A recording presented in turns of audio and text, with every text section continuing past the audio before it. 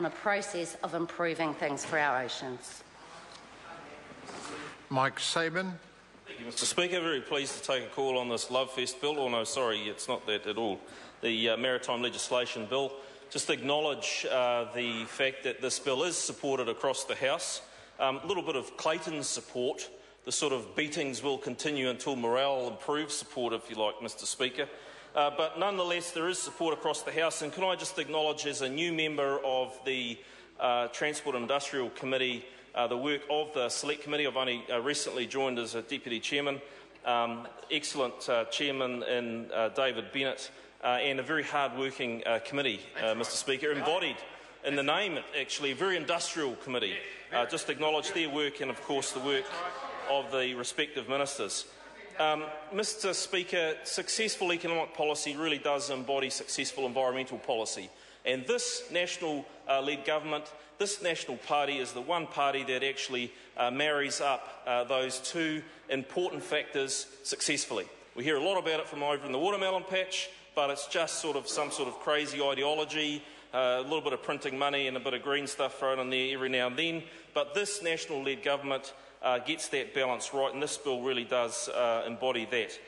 Mr. Speaker, the Maritime Transport Act and EEZ Act are amended in this, and changes include changes to the oversight of port, harbour and navigation safety, implementation of international maritime conventions and protocols, changes related to the making of maritime and marine protection rules, transferring the regulation of the discharge and dumping of waste, essentially.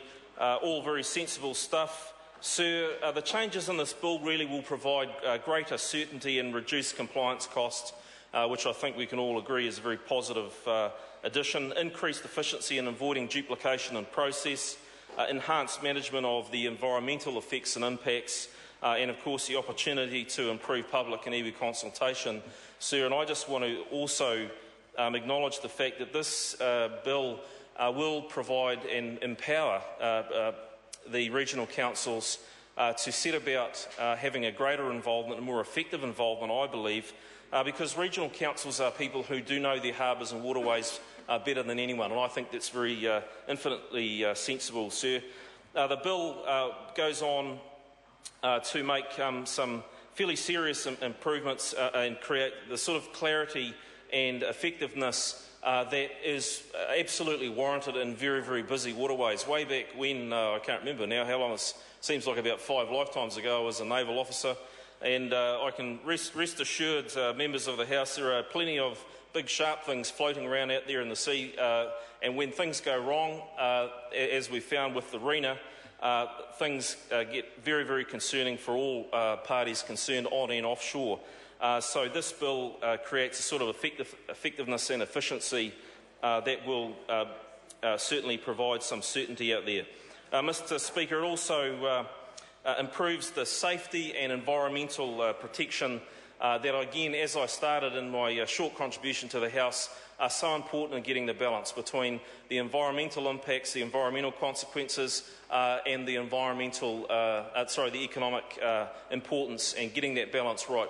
Mr. Speaker, this is a pragmatic bill. It's another good example of what this government is doing to move things ahead, and certainly happy to commend it to the House. Good speech. Richard Prosser. Thank you, Mr. Speaker. It's a pleasure to follow